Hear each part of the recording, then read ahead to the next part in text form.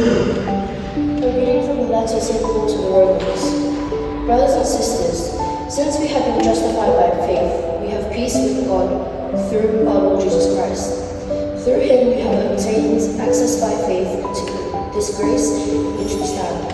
And we rejoice in the hope of the glory of God.